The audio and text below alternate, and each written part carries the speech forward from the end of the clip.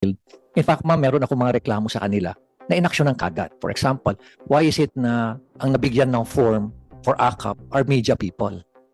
Inaksyonan mo na kagad naman ng DSW. Siguro hindi na lang umabot sa central office. Tama nga. Pero sila rin mismo ang nagsasabi sa akin kung ano nangyayari, ma'am, na kuminsan hindi na lang sila umimik, tumatahimik na lang sila dahil baka malasin sila o kaya mapagalitan yung kanilang mga boss, kaya hindi na lang sila umimik. Kaya corruption ang pinag-uusapan natin na inaakit ang iba sa 7 million na AX or AKAP yata. 7 million ba yon at MAIP at tupad? Totoo yan, ma'am. Ma'am, I came from CID. Hindi ba malaki? Ma'am, Hindi ba mas malaki na ngayon? Palibasa election na. ma'am, sa host, pag ikaw, ma'am, ang nag-host ng sortie, you get 30, 30, 30. That's 30 So yung million. 777, nasa 30, 30, 30 na. No, ma'am. Yung 777, yung mga sumali sa sortie. Pero, ma'am, yung 30, 30, 30 is the host nung sortie, ng 30 provincial million sortie. ng AKAP, 30 Yes, ma'am, million 30 ng million. tupad, 30 million ng MAIP. Yes, ma'am. Opo. You can, pwede, ma'am, may choice ka, AKAP or AX. 30, 30, 30.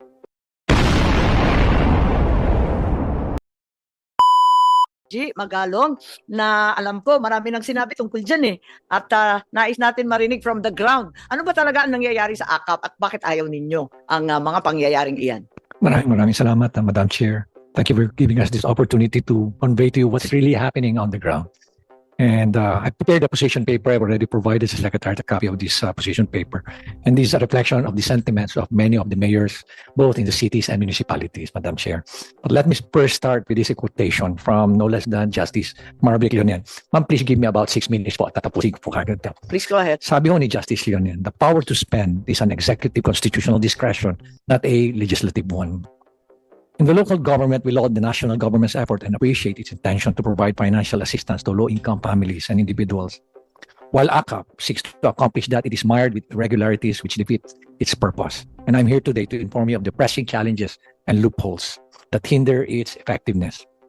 First, the current AKAP practice is plagued with many irregularities.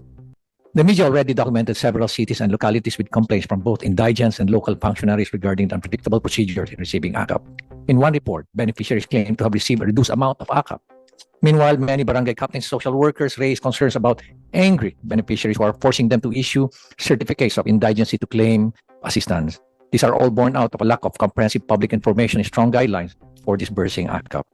Currently, the barangay issues a certificate of low or no income to avail of the program. Unfortunately, barangays do not have the tools to measure if the client belongs to low or no income. Barangay officials can certify that individual is a resident of the barangay. Yes. We recommend that the CC Social Welfare prepare and issue the certifications to improve the process. CSWD or the MSWD is better prepared to assess the client's level of well-being.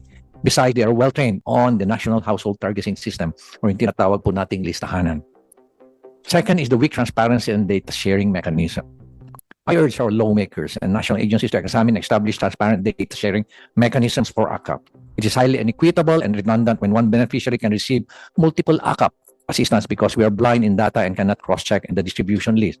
And according to one government official, sabi nila sa akin, it's a violation of the National Data Privacy Act if they're going to share their data with the local government unit. Another is, ang nakakalungkot po nito, nagkakaroon na po ng maraming redundancy.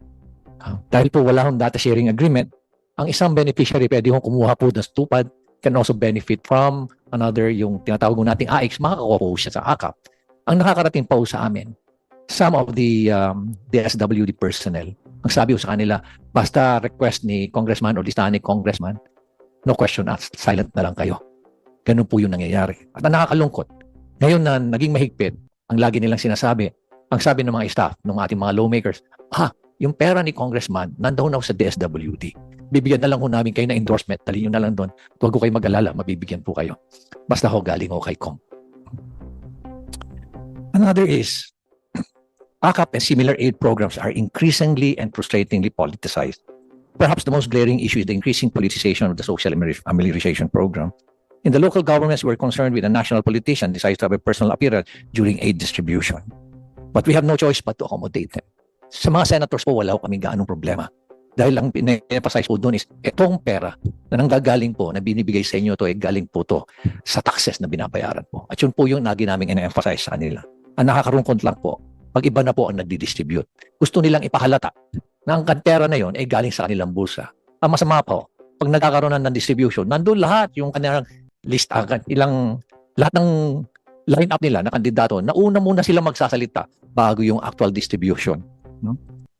Ulitin ko, bihira po kami makakita o makarinig na ang sinasabi po sa mga beneficiaries, itong pera na to galing sa taxes na binabayaran nyo. Dapat pasalamatan ninyo yung mga katabi nyo, sabihin yung thank you for paying your taxes. Sa mga ating mga mayors, sa ating po mga governors, karamihan po sa kanila, yan po yung sinasabi. Na dapat huwag kayong magpasalamat sa amin. Pasalamat po kayo sa mga katabi nyo dahil binabayaran nyo yung kanilang mga taxes. Given the way the AKAP operates, we cannot help but find similarities in the design of the AKAP and the Philippine Development Assistance Fund, or yung tinatawag ko natin PDAF, which the Supreme Court struck down in 2013 due to the following: discretionary fund allocation. At yung AKAP at yung pork barrel allows officials to control public funds with broad discretion, often without strict guidelines or oversight. Similar to PDAF and AKAP enables government officials to decide on fund distribution even after the budget has been approved, violating the separation of powers. Like PDAP, where legislators inserted specific budget allocations for their pet projects, AKAP may also involve executive officials or lawmakers influencing fund distribution for political or personal gain. Hindi ko po sinasabi na congressman lang po. Sinasabi ko rin po dito, pati ho governors, pati ho mayors. Ganyan din po nangyayari. Alternate politics. Both programs encourage a system where funds are used to benefit specific constituents. Meron pa nga ho nangyayari dyan na yung AKAP na didistribute, muntik pa hong ibigay sa media. Meron po isang mayor ho na nagbigay ho sa akin ng listahan. Pati ho mga teachers nabigyan din ho. Pati mga administrators nabigyan din ho. Inefficiency in public spending, instead of being allocated based on national priorities, funds under both programs risk being distributed based on political considerations. To reiterate, I'm one with the national government in providing meaningful assistance to our society's vulnerable sectors. But the work to create a more inclusive, efficient, and responsive social protection system for all Filipinos goes hand in hand with transparency, accountability, and genuine, not parochial concern for Filipinos. Let us improve and do better because of our Filipino citizens deserves as much. Maraming salamat po, Madam President, Madam Chair.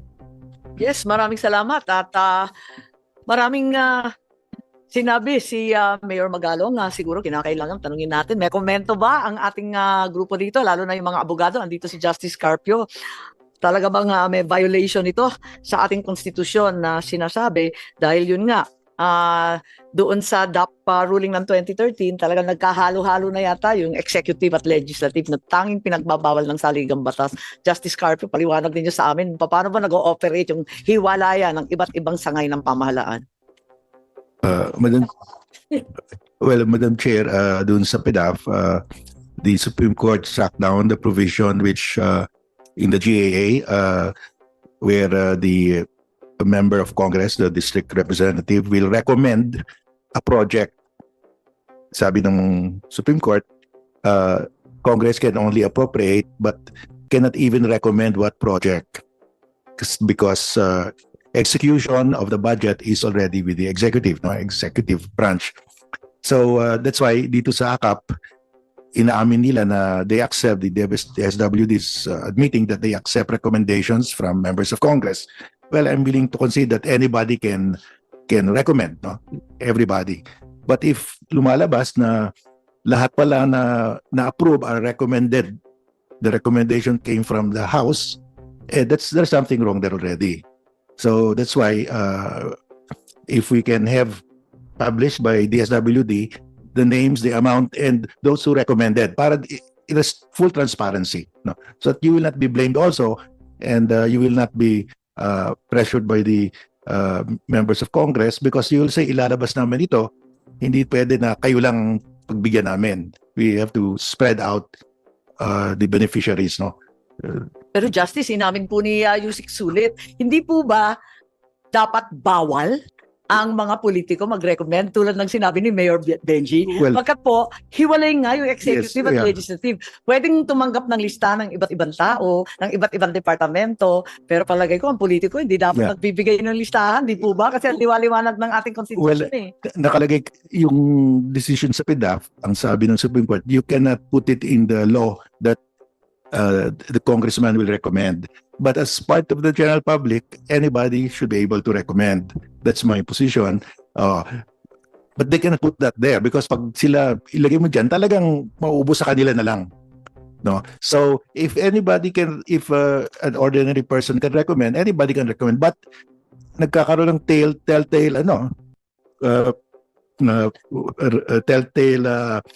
paper trail kung lahat na recommend, lahat na na-approve na beneficiaries recommended by congressman. Yun, iba na yon. Even if it's not in the law, but in practice, yun ang ginagawa nila. So I think that's a violation also. So that's why I'm recommending, Madam Chair, that i-publish na lang nila yung list of beneficiaries, the amount, and sino yung nag-recommend. Pati yung amount ang sinasabi ninyo. Yes, kasi sa India, turns out that the beneficiary received less than the amount stated. Ang dami That's nag-complain. Ganon din dito, maraming nga nagsasabi Kaya na nga, nabukulan daw sila. Naku po, ano ba yan? Nagpalakasan na, nakawan pa. Tama ba yun? so that's why to protect also our friends in the SWD so that they will not be charged, you should agree to full transparency. That's the recommendation by congressmen and other politicians of names. Does that not constitute post-enactment control, which is prohibited? Din eh. Yes, but this one is the general public makes a recommendation at saka it's not in the law. It's not in the law at saka Anybody can really recommend kasi Opo. they are not obliged. And if they don't follow the recommendation of the congressman, only let's say 20-25%, I think that's fair enough na you are taking into account the recommendations of everybody. Pero pag majority are recommendees of congressmen, may problema tayo. si Mayor Benji maraming masasabi kasi nakikita namin yung pagbibigay ng tulong, ma-attend naman na yung mga opisyal, tama naman yun, pero hindi tayo nakikialam doon sa listahan. Kasi talagang binibigay yun na nakakaalam. Yung ating DSWD, yung DOLE. Baka may maidagdag, baka may kwento pa si Mayor Benji dyan. Tama po kayo, Madam Chair.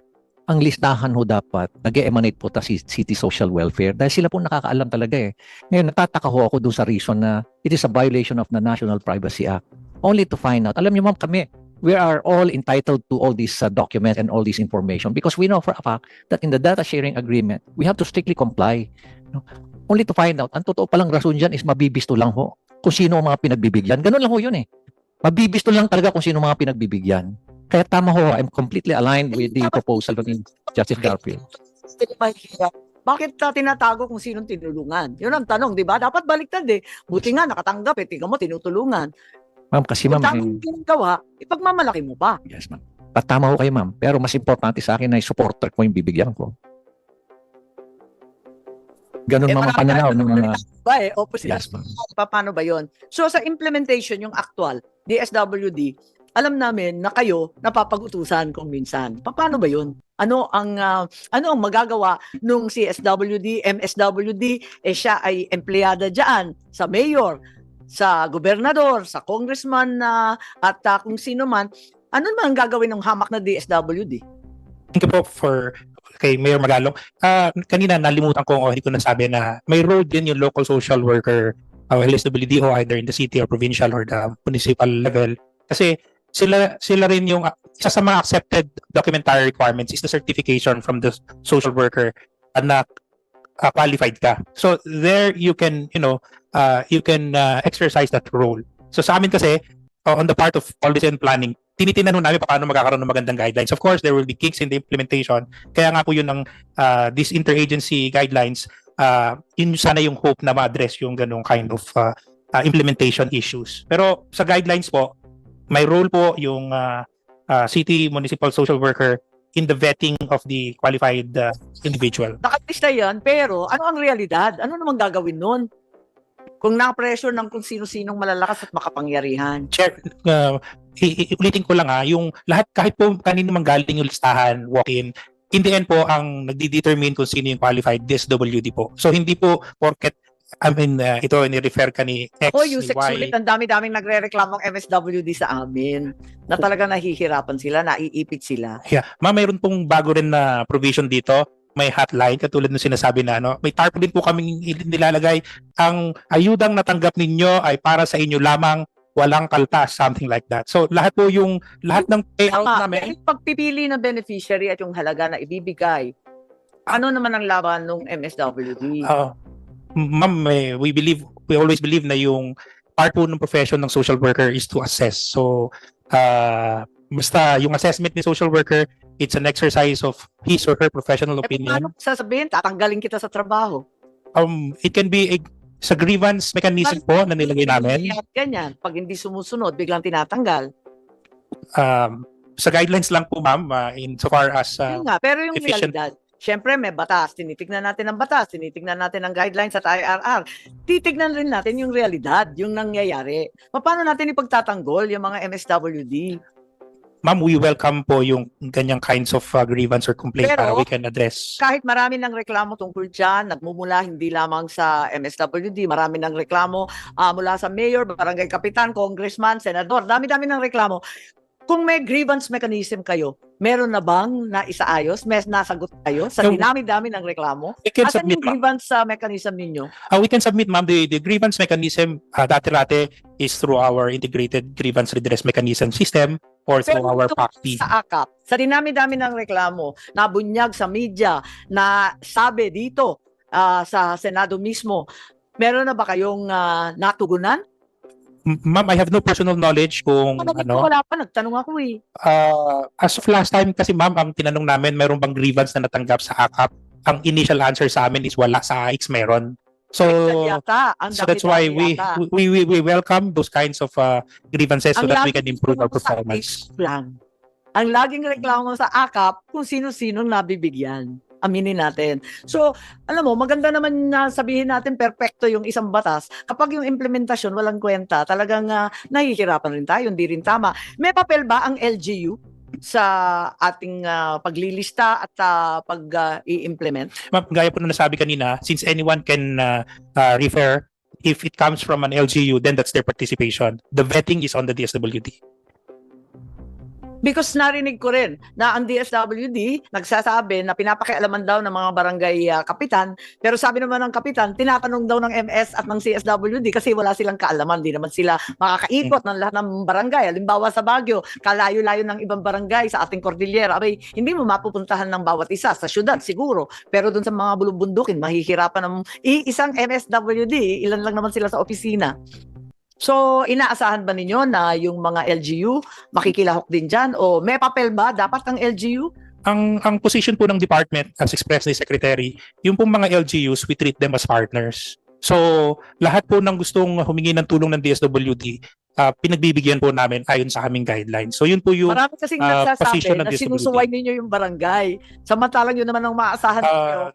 Not at all true, ma'am, na inaano namin, we do not, kung meron pong ganyang mga reklamo, we can accept that. Diretso po kay Secretary Gatchalian. So, but wala po kaming monitor na ganyang nare-receive po sa aming integrated grievance. Diaryo, sa social media, sa dinami-dami ng reklamo, wala kayong inaksyonan. I will check, ma'am, with our crisis intervention unit kung meron, and we will submit to the committee kung ano man ang na-receive, Yung crisis natanggap. intervention ninyo, punong-puno na sa mga problema ng pamilya, hindi na nila kakayanin yun. Sila po kasi mamang implementing arm namin dito sa aming protective service. Mayor, may sinasabi kayo, si Mayor Benji nabanggit yung risk of corruption. Ano ang masasabi ninyo dyan? Aside from corruption, itong ayaw na ayaw nating mga dakilang Ilocano, inefficiency in public spending, linulustay ang pera ng bansa, bakit po may corruption? Yung sa vote buying po or paano po ba? Ma'am, napakalawak ko nung ginagawa ngayon. Ibig sabihin mo, ma'am, lalo ho silang gumagaling. Lalo ho silang gumagaling kasi tuwing natatakpan, very creative sila, very innovative sila. Nagkakaroon sila lalo ng mga paraan kung paano magkaroon ng workaround, ma'am, sa mga projects. Pero matindi, ma'am, talaga rito sa aside from the project, in another source of corruption is itong funds na ganito, ma'am, na nasa discretion nila. According sa ibang mga mayors, nagugulat sila na ang pinirmahan ng mga beneficiaries, blank. Kasi sa dami, mapipirma na lang. Only to find out na ang naibigay sa kanila 3,000, mababalitaan na lang nila, 5,000 pala yun nila. Pero sa dami, pipirma na lang. Kinuha yung 3,000, tuwa na sila sa 3,000. O, Isa yun, mga nakikita nila. pa ako, dito sa kalagitnaan ng lungsod, kukunin daw yung isang bahagi, tapos yung kalakihan, pipilitin na bumili ng bigas sa kanila. So talagang konting-konti, kakarampot na lamang na nauuwi ng pobreng beneficiary. Kaya eto nga, nagtataka ako kay Yusek Sulit, wala raw reklamo kahit isa. Madam Chair, in fairness to DSW, probably ma'am ako personally probably DSWD has one of the most efficient and most talagang conscientious na mga workers sa field, especially sa field. In fact, ma'am, meron ako mga reklamo sa kanila na inaksyonan kagad. For example, why is it na ang nabigyan ng form for AKAP are media people? Inaksyon naman kagad naman nung DSW. Siguro hindi na lang umabot sa central office. Tama. Pero sila rin mismo ang nagsasabi sa akin kung ano nangyayari, ma'am, na kuminsan hindi na lang sila umimik, tumatahimik na lang sila dahil baka malasin sila o kaya mapagalitan yung kanilang mga boss, kaya hindi na lang sila umimik. Kaya nga, nakakatakot nga, naawa nga ako dyan eh. At si Justice Carpio may idadagdag yata sa atin. Madam Chair, may I ask if it's acceptable to the DSWD to publish the list of beneficiaries, the amounts, and those who recommended? Ay, oo nga, nakalimutan natin. Sagutin pala ninyo yung suggestion ni Justice Carpio. Chair and Justice, we see the value in putting that, but we will revert to the committee and inform our principals on this. But we've heard very much the reason why that is being requested and recommended. May karagdagan akong request, sana before distribution. Para magkaliwanagan. Ma'am, madali lang siya sa papel. Sa implementation, it's really difficult. So, Kaya tinatanong ko, kaya nandito si Mayor, ako nanggaling rin ako sa LGU. Kaya kabisado ko, nang kuminsan yung utos galing sa Manila, ibang-iba ang nangyayari sa field. Awang-awa kasi ako sa mga DSWD, minsan naka-backpack lang, milyon-milyon ang dala, nakikisakay lang, nakikiangkas lang sa motor, wala nang sasakyan eh. Kinakabahan ako sa mga bata eh.